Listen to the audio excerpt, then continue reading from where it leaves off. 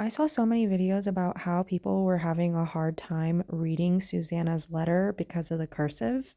So, as someone who loves writing in cursive and testing out different handwriting, I'm going to break down some of the characteristics in her handwriting that makes it unique, and it will help you read it. So, Susannah writes in a combination of print and cursive and likes to add some looser loops into some of her letters, including the letter N. She also adds a looser loop into her capital I's, which usually has a little dent in the front part to indicate that it's an I. She makes it a full curve, and sometimes the two curves are so close to each other that it does look like a lowercase d. The main thing I noticed about Susannah's handwriting is that she likes to use the print version of the letter R, which I think is one of the most unique things about her handwriting, but her lowercase v looks very similar to the way she writes R. So in a word like every, it looks like two R's.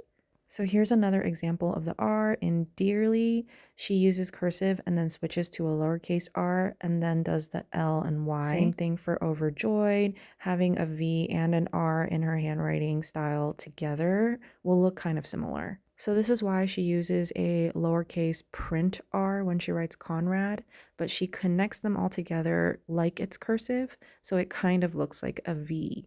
Based on that pattern, she would write Jeremiah's name in a similar way with the R like this.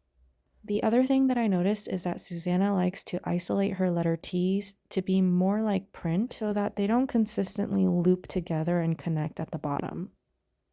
This style of writing disconnects the words and the letters every time there's a T in the middle of a word. I noticed if the word starts with a lowercase t, she uses the horizontal line to connect it to the next word, which you can see in the word the and thought right above where I'm writing. She also makes her lowercase l's have smaller loops that start in the letter rather than a separate little squiggle in the beginning like this.